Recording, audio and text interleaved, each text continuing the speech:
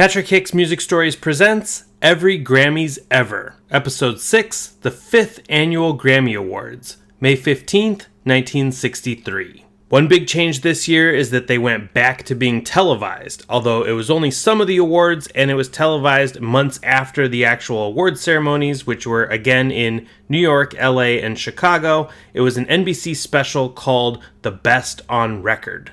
And along with that new special came a pretty spectacular host, Frank Sinatra himself.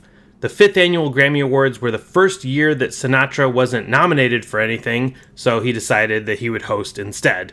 But don't worry, he'll be back. And while hosting, Sinatra gave this very poetic speech where he talked about the meaning of music and recording and the Grammys. He said, a record is a weird thing.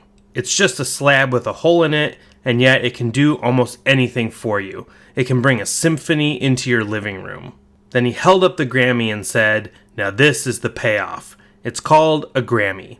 They're voted once a year by the members of the National Academy of Recording Arts and Sciences, not for selling 1 million records, mind you. You get bread for that. This is for contributions to the art of recording." It was a speech that went along with Stan Freberg's credo that was adopted back in 1960. A lot of times nowadays, if you criticize the Grammys for being too commercial or for being out of touch, people dismiss those criticisms and say, what do you expect? This is how the Grammys have always been. But when you look back at history, this is not what the Grammys were supposed to be. And so I still have hope that they can be fixed. That being said, on to the awards, and there are some strange choices tonight. The Best New Artist category had a couple of really big names. You had The Four Seasons and Peter, Paul, and Mary.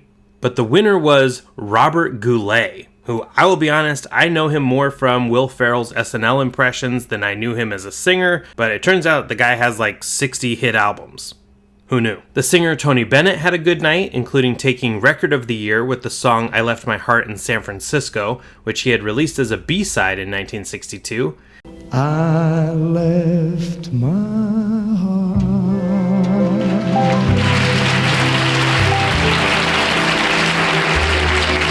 in San Francisco. And that song was also nominated for Song of the Year, but lost to the song What Kind of Fool Am I, which had been a hit for Sammy Davis Jr. It's kind of interesting, when the same song doesn't win both Song of the Year and Record of the Year, the songs that do win are usually both still nominated in the other category. So What Kind of Fool Am I was nominated for Record of the Year, and I Left My Heart in San Francisco was nominated for Song of the Year, but I guess they decided that one was a better recording and one was a better song. Who knows how they decide these things. What kind of fool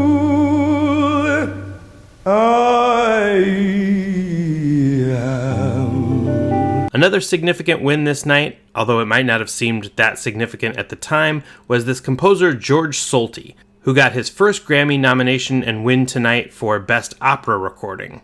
You might not be familiar with the name, but George Solti will go on to win another 30 Grammy Awards, and his 31 wins puts him second of all time. He was in the lead for a long time, but then eventually he got passed by Beyoncé.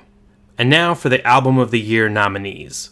Tony Bennett gets nominated for his album I Left My Heart in San Francisco.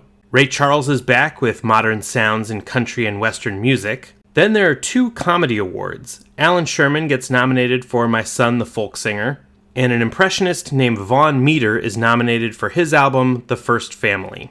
And last, you get a couple of jazz legends, Stan Getz and Charlie Byrd, with their album Jazz Samba. By the way, if you're wondering why no more classical albums are getting nominated, that's because the year before they actually separated classical albums into their own Album of the Year category. So no more Van Cliburn in the Album of the Year category. Now here are some albums that were released in 1962, but not nominated. You have the first album from Stevie Wonder, who back then was Little Stevie Wonder. You have Surfin' Safari by the Beach Boys. You have 2 Aretha Franklin records that don't get nominated. And then you have Bob Dylan's debut self-titled album.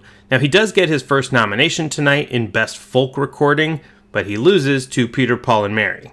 And the Album of the Year Grammy goes to Vaughn Meader, The First Family. So another comedy album win, and this one may seem odd now, but it makes sense for the time because this was a parody of then President John F. Kennedy. Vaughn Meader did a renowned impression of Kennedy And this album actually became the fastest selling record in the history of the record industry. For the first 6.5 weeks it was out, it sold more than 1 million copies a week, and it remained at number 1 on the Billboard Top 200 for 12 weeks. After the success of The First Family, a follow-up was released, The First Family Volume 2, in the spring of 1963, and then in November, Kennedy was assassinated. Both First Family albums got pulled from shelves, and all the unsold copies were destroyed because they didn't want to seem like they were cashing in on the president's death. Those albums remained out of print for years until they were finally reissued on CD in 1999. And remember, even though the Grammy ceremony was in May, the television special wasn't until December 8th, 1963, and the executives at NBC said Von Meter has to be removed from the special. So even though he had won Best Comedy Album and Album of the Year, he didn't appear on the special. And after all of this, his career never really recovered, but he'll always have a place in Grammy history. The question is, would you want your son to be president? Definitely not.